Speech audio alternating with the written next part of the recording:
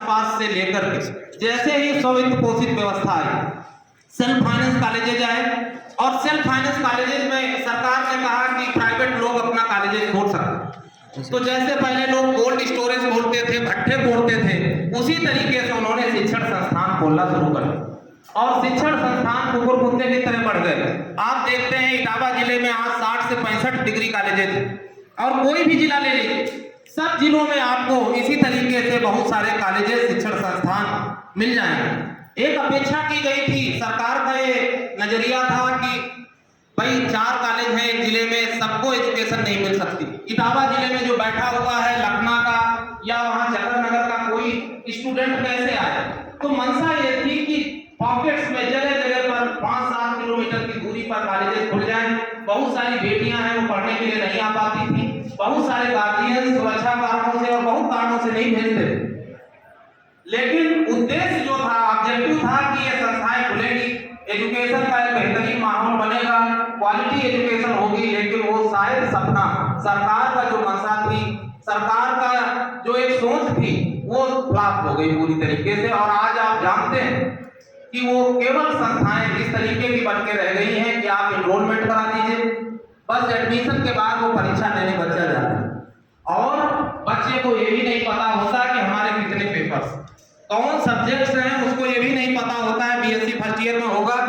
तो physics, chemistry, math में कौन कौन पेपर है उसको नहीं पता होता। उसको ये नहीं पता होता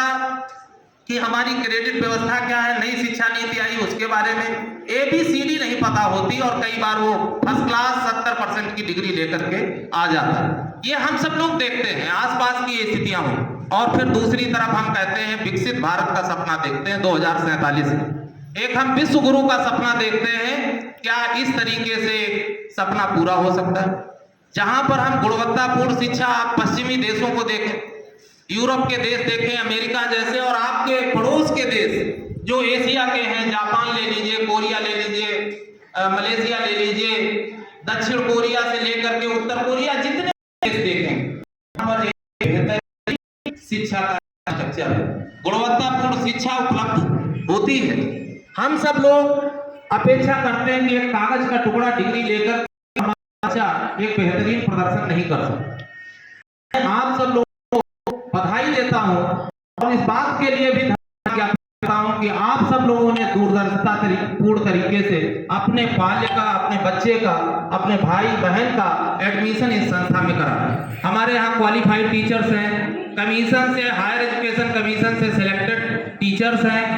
योग्य टीचर्स हैं, जो हाईएस्ट डिग्री है PhD की डिग्री या नेट जो बड़ी टफेस्ट एग्जाम मानी जाती है इंडिया की, उसको क्वालिफाई करके आए हैं। बेहतरीन पढ़ाई लिखाई के लिए हम लोगों के पास इंफ्रास्ट्रक्चर है, लैब्स हैं, लेबोरेटरीज हैं, उन सब की व्यवस्थाएं हम उपलब्ध कराते हैं। लेकिन हम सब लोग ये भी अपेक्षा रखते हैं आप सब लोगों से कि आप सब लोग, बच्चों के लिए हम लोग कई बार फोन करते हैं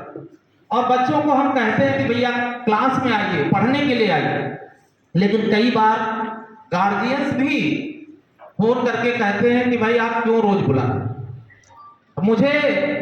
मुझे खुशी तब हो कि गार्जियन कहे कि आप क्लास क्यों नहीं हो रहा है या क्लास चलवाइए, और अगर ये कहते हैं कि आप बच्चे को क्यों बुलाते हैं, नहीं बेटा हमारा नहीं आएगा, हम कोई बाध्य नहीं कर सकते, क्योंकि सिचुएशन ये है कि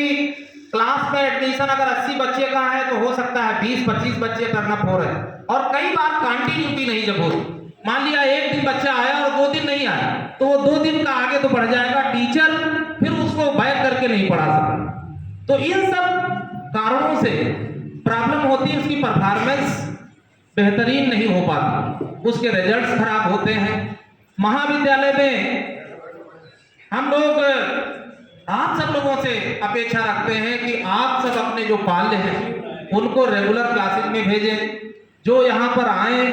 वो पढ़ाई लिखाई क्या कर रहे हैं, थोड़ा बहुत आप सब लोगों का भी रोल रहे। जैसे जब हम छोटा बच्चा होता है उसके लिए मेहनत करते हैं, घर पे ट्यूशन भी लगवाते हैं, उसका रिजल्ट, होमवर्क भी देखते हैं, तो कई बार आप लोग इतना जरूर पूछ सकते हैं कि बच्चे ने आपकी पढ़ाई लिखाई क्या चल रही है, क्या क्लासेस में पढ़ाया जा रहा है, किस तरीके का माहौल आप अपने घर में क्रिएट करते हैं, उसका रिफ्लेक्शन बच्चे की एक्टिविटीज पे पड़ता है।